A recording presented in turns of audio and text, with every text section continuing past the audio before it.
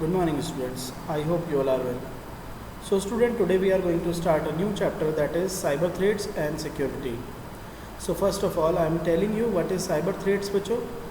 Students, as you know that our computer, which is not connected to any network or any other internet, then that computer is called standalone computer, which is not connected with any network or internet. Okay, बच्चों. So whenever we have a standalone computer, their threat of having the data is very less. But if the computer is connected with the internet or with any network, then it is actually potential to threat. वो जो computer है वो अब prone हो गया बच्चों, उस पर मोस्टली आपके डेटा हैकिंग, डेटा क्रैकिंग या कई तरह की डेटा थ्रेट्स हैं, वो 100% उसके ऊपर हो सकती है. ठीक है, तो उन सभी थ्रेड्स से हमारे कंप्यूटर को, जब हम इंटरनेट, अब ऑब्वियसली इंटरनेट पे वर्क करना हमारे लिए ज़रूरी है, क्योंकि हमारे कई सारे काम बिना इंटरनेट के होते ही नहीं हैं. तो ऑब्वियसली आपको अपने स्टैंडअलोन कंप्यूटर को इंटरनेट से कनेक्ट करना होगा या विद इन एनी नेटवर्क से कनेक्ट करना होगा. तो ऐसी सिचुएशन में जो हैकर्स होते हैं और क्रैकर्स होते हैं, they actually continuously hitting your security और हैक दैम. ठीक है, तो हमें किस तरह से अपने कंप्यूटर्स को बचना चाहिए और कौन कौन सी प्रॉब्लम्स है जिनसे कि हम हमारे कंप्यूटर्स को प्रोटेक्ट कर सकते हैं, तो one by one I am teaching it. So सबसे पहले आ रहा है बच्चों cyber crime. What is cyber crime? Simply a cyber crime is a illegal activity done through the internet. Internet के थ्रू जब कोई इलीगल एक्टिविटी होती है बच्चों, तो उसे हम साइबर क्राइम कहते हैं.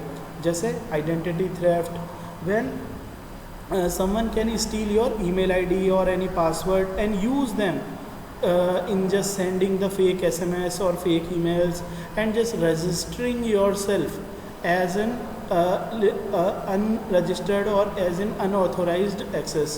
ठीक है बच्चों, तो ये सारी चीज़ें जो होती है साइबर क्राइम के अंदर आती हैं.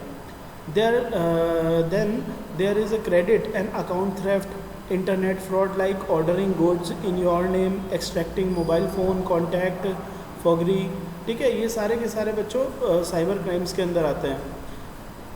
ठीक है, ये सभी साइबर क्राइम्स जो होते हैं बच्चों, ये डिवाइडेड है ओनली इन 3 मेन कैटेगरीज, जिनमें सबसे पहला आती है बच्चों crime against an individual person, जिसमें एक पर्टिकुलर एक इंडिविजुअल पर्सन है, उसका जो डेटा है वो थेफ्ट होता है. Crime against property and crime against an organisation and society.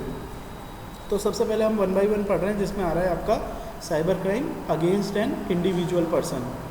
The offence that cause attempt to cause a harm और a threat to an individual come in this category.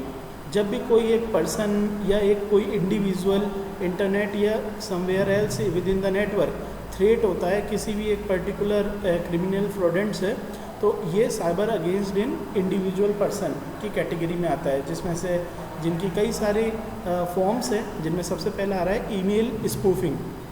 Spoofing means hoax और misleading it. ठीक है, a receiver of a message is fooled into believing that the message is receiving him is from a trusted source.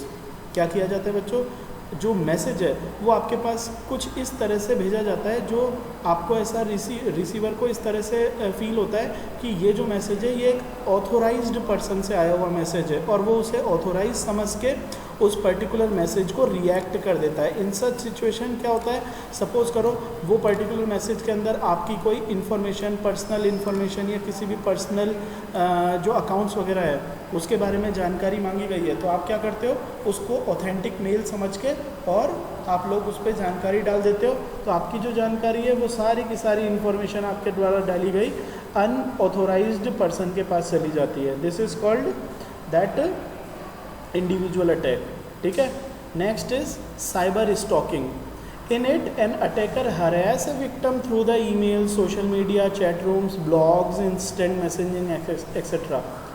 Cyber stalking में क्या होता है बच्चों, कोई भी एक पर्टिकुलर इंडिविजुअल आपको क्या करता है, हैरेस करता है through sending the email, social media, chat room, blogs, instant messages.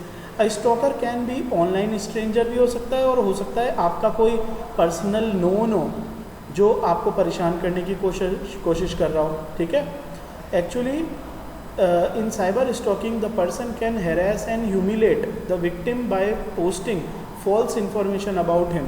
आपके बारे में कुछ रॉन्ग नेटवर्क पे स्प्रेड कर दिया, पब्लिकली आपके बारे में कुछ रॉन्ग बोल दिया, ये सारी चीज़ें बच्चों साइबर स्टॉकिंग के अंदर आती है.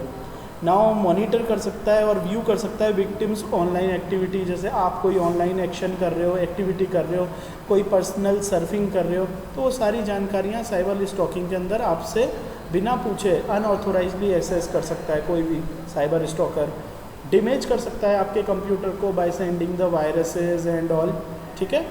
Now next is cyber bullying. बच्चों ये सबसे ज़्यादा पर्सनल थ्रेट मानी गई है इंटरनेट के ऊपर, जिसमें होता क्या है एक्चुअली, एक पर्टिकुलर जो होते हैं पर्सन, जो अनऑथोराइज्ड पर्सन होते हैं वो, या फिर मे बी कि आपके कोई नोन हो सकते हैं जो आपको परेशान करने के लिए आपको साइबर बुलिंग करते हैं. साइबर बुलिंग के अंदर हम क्या करते हैं, हैरेस करते हैं किसी की पर्सनल इन्फॉर्मेशन के रिगार्ड आप किसी भी समवन को, या इंक्लूड करते हैं उसकी इंसल्टिंग रिमार्क डाल देते हैं, थ्रेटनिंग कर देते हैं मैसेज की बाय सेंडिंग ईमेल.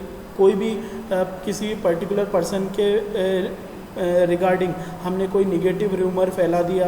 ठीक है. Personal either by the email और सोशल नेटवर्किंग साइट पे उसके बारे में कुछ भी रॉन्ग एम्बेरसमेंट फ़ोटो डाल दी, कोई एम्बेरसमेंट वीडियो डाल दिया जिससे कि पर्सन के इमोशन हर्ट हो जाए.